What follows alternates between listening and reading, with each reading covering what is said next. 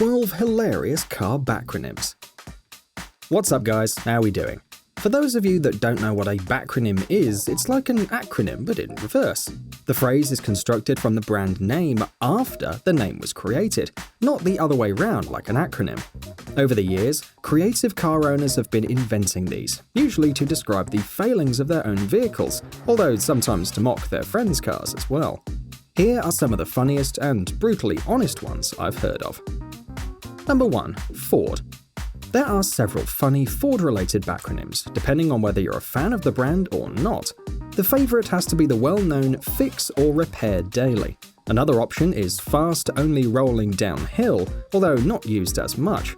Hardcore Ford fans occasionally like to point out that the Ford can also mean First on Race Day, although those people are probably slightly strange, so might be best avoided.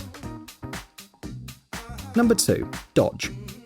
Dodge has gathered a few backronyms over the years too, each one unfortunately suggesting that their vehicles aren't entirely up to scratch. Drops oil, drops grease everywhere, and Dad's old dead garage experiment are probably my favourites. Maybe it is true, maybe not, but I wouldn't mind owning a 426 Hemi-powered Charger to be fair. Number 3. Lotus. Lotus has always been known for using components and engines from other brands, and even when the original design was perfect, the execution has sometimes been problematic. This has led to the backronym Lots of Trouble, Usually Serious.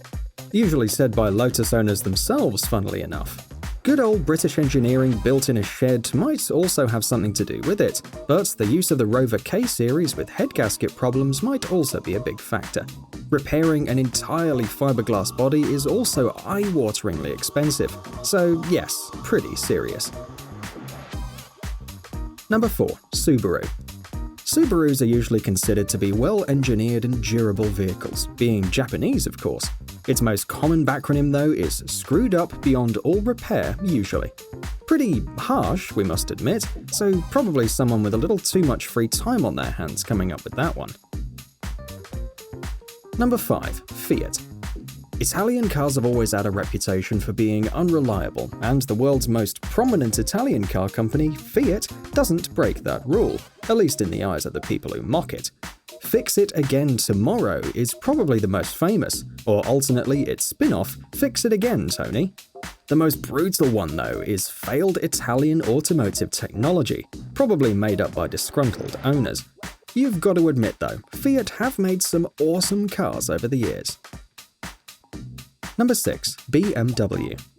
Even though BMW's marketing slogan, Ultimate Driving Machine, is popular, the backronym is still pretty funny. As anyone with an E60 M5 might confirm, BMW's repair costs are pretty steep, at least compared to their comparatively low used purchase prices. Does Break My Wallet sound familiar to anyone? Number 7. Jeep. Regardless of Jeep's stellar off-road reputation, enthusiasts know that older models are not exactly the most screwed-together cars on the planet, although that could just be their wear and tear. Any old Jeep owners watching? Whoever thinks up these backronyms are pretty damn ruthless though, showing no mercy with junk engineering executed poorly, or just expect excessive problems. Number 8. MG. We're sad that the MG sports cars of old are no longer with us. It was once the largest roadster company in the world, with great cars like the TC, TD, MGA and the MGB. They are making a comeback of sorts in the UK, but not much in the way of sporty stuff as of yet. The company's real name was derived from Morris Garages, started in Oxford, but the world knows it simply as MG. Or as Money Grabber, depending on who you ask. Number 9. Pontiac. This one is our favourite. Pontiac is actually a town in Michigan, but according to some it should be people on narcotics think it's a Cadillac. I wonder how long it took them to come up with that one. It is rooted in truth though. Cadillac and Pontiac were both part of General Motors, but didn't often share much, apart from some minor mechanical components. As the saying suggests, you might be high as a kite to mix up these two brands. Number 10. Saab. In a video the other day, I covered the sad destiny of the Saab company. For fans of this Swedish brand, there are two ways of describing what the name really means though. One quite well thought out backronym is sadly absent, always broken. The other, not so much, is sad attempt at beauty. To that person I'd say, sad attempt at backronym, just don't diss Saab's design. Number 11. Porsche. You might think that finding a backronym that makes sense for Porsche would be pretty difficult, probably why there's only one of them. It is pure gold though, and if you've ever wondered what Porsche stands for, it's proof of rich spoilt children having everything.